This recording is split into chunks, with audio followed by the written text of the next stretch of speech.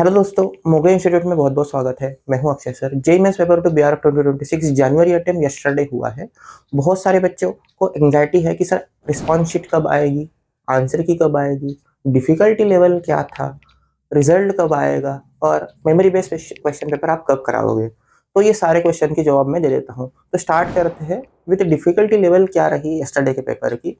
तो देखो, यस्टरडे का पेपर तो डिफिकल्टी लेवल बच्चों का जो रिव्यू आया वहां से तो लग रहा है कि मॉडरेट पेपर था।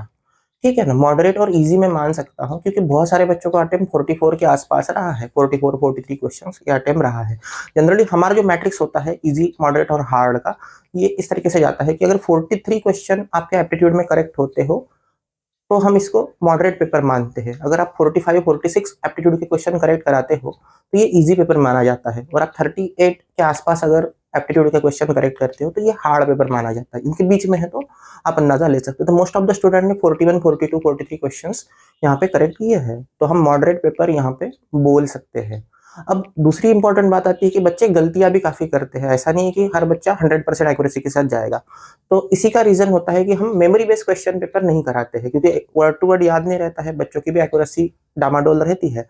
तो ये भी याद रखना है कि जो 43 44 बच्चे बोल रहे हैं किया है उसमें से भी 2-3 क्वेश्चन गलत हो जाते हैं बच्चों के, तो ये 41 40 के रेंज में आ सकता है। तो ये भी याद रखना है। तो दोस्तों, डिफिकल्टी लेवल की बात चल ही रही है तो मैं एक बात बोलना चाहूंगा। ड्राइंग के जो क्वेश्चन थे वहां पे बुलंद दरवाजा मॉन्यूमेंट आया था मोनोक्रोमेटिक का, तो ये काफी नॉर्मल क्वेश्चन था। थोड़ा लेंदी बोल सकते हैं बट नॉर्मल था क्वेश्चन। और जो ट्रेन का क्वेश्चन था और जो 3D कंपोजिशन का क्वेश्चन था वो थोड़ा सा लेंदी क्वेश्चन माना गया था। जो सर का एक्सपीरियंस रहा बच्चों के साथ, तो थोड़ा सा ड्राइंग लेंदी था क्योंकि मॉन्यूमेंट भी करना पड़ा और मेमोरी ड्राइंग भी करना पड़ा क्योंकि 3D क्वेश्चन जो आया था वो थोड़ा सा समझ नहीं आया बच्चों को।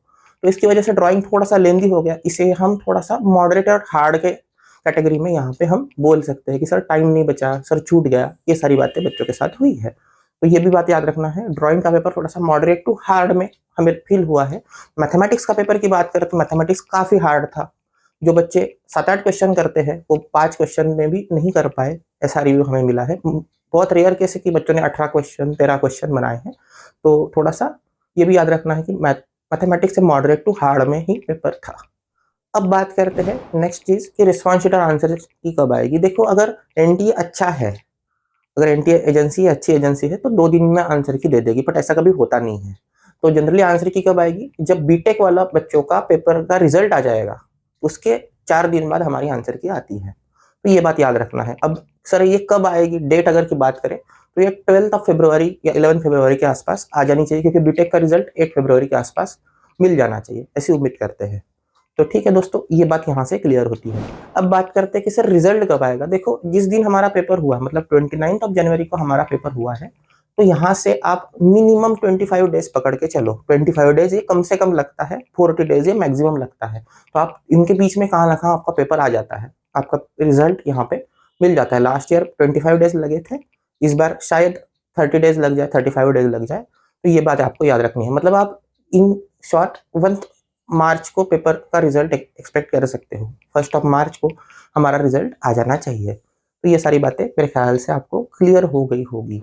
तो अब बात करते हैं कि जिन बच्चों का पेपर निहायत ही खराब गया है कि नहीं सर हमने 40 क्वेश्चन भी नहीं किए हैं, ऐसे बच्चों के लिए क्या है, तो यहाँ से प्रिपरेशन स्टार्ट करो। अगर आप ड्रॉपर स्टूडेंट हो तो प्रॉपर मोगे इंस्टीट्यूट के बैच ज्वाइन करो, जो हम लक्ष्य बैच या फिर फाउंडेशन लक्ष्य बैच स्टार्ट करेंगे 6 फरवरी से। और जो फ्रेशर बच्चा है अभी वो बोर्ड पे अच्छा खासा फोकस करो क्योंकि बोर्ड इंपॉर्टेंट है। बोर्ड हो जाने के बाद फिर जेईई का प्रिपरेशन हम रिस्टार्ट करेंगे।